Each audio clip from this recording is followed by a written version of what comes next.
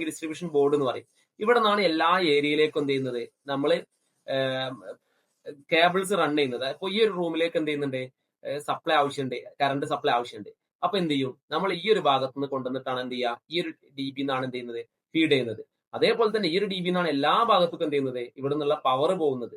അപ്പൊ ഈ DB ഞാൻ പറഞ്ഞത്, നമുക്ക് ഏറ്റവും കൂടുതൽ പവർ കേബിൾസ് റൺ ചെയ്യുന്ന സൈഡ് ഏതാണോ, ഏറ്റവും കൂടുതൽ പവർ കേബിൾസ് റൺ ചെയ്യാന്ന് പറഞ്ഞു കഴിഞ്ഞാൽ നമുക്ക് ഇവിടെ നോക്കുക, ഈ ഒരു ബെഡ്റൂമിൽ നോക്കുകയാണെന്നുണ്ടെങ്കിൽ ഇവിടെ പവർ വരുന്ന എന്താണ്, ആകെ ഈ ഒരു എന്താ പറയാ AC വരുന്നുള്ളൂ. ACന്റെ കേബിൾ കണക്ട് ചെയ്തിട്ടില്ല. ഓക്കെ, ഇവിടെ AC ആണ് നമുക്ക് ആകെ വരുന്നത് പവർ. പിന്നെന്താണ്, ഇവിടെ ഒരു ഹീറ്റർ വരുന്നുണ്ട്.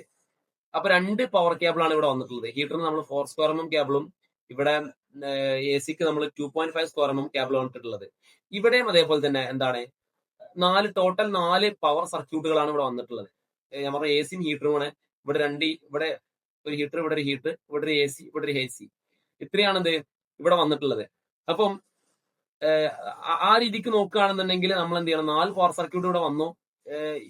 വേറെ ഏതെങ്കിലും ഭാഗത്ത് പവർ സർക്യൂട്ട് കൂടുതൽ വന്നിട്ടുണ്ടോ നോക്കാം. ഓക്കെ, ഈ ഭാഗത്ത് പിന്നെ അധികം വരുന്നില്ല. ഇതെന്താണ്, നമ്മുടെ ഡൈനിങ് ഹാൾ അല്ലെങ്കിൽ ലിവിംഗ് ഏരിയ ആണ്. ഇവിടെ നിന്ന് പവർ സർക്യൂട്ടുകൾ വരുന്നത്. ഈ പവർ സർക്യൂട്ട് എന്ന് പറഞ്ഞാൽ ഈ കളറിലാണ് വരുന്നത്.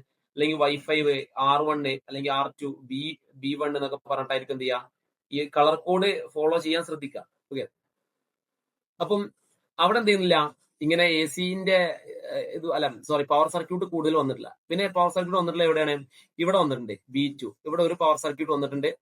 രണ്ടാമത്തെ പവർ സർക്യൂട്ട് ഇതാ Y3. പിന്നെ ഇവിടെ ഒരു Y4 എന്നുള്ള ഒരു പവർ സർക്യൂട്ട് വന്നിട്ടുണ്ട്. പിന്നെ R3 R4 1 2 3 4 5 പവർ സർക്യൂട്ട് ഇവിടെ വന്നിട്ടുണ്ട്. 5 പവർ സർക്യൂട്ട് വന്നതുകൊണ്ട് തന്നെ ഏറ്റവും നല്ലത് നമുക്ക് കിച്ചണിനോട് അടുത്ത് ഈ ഒരു DB കൊടുത്തു കഴിഞ്ഞാൽ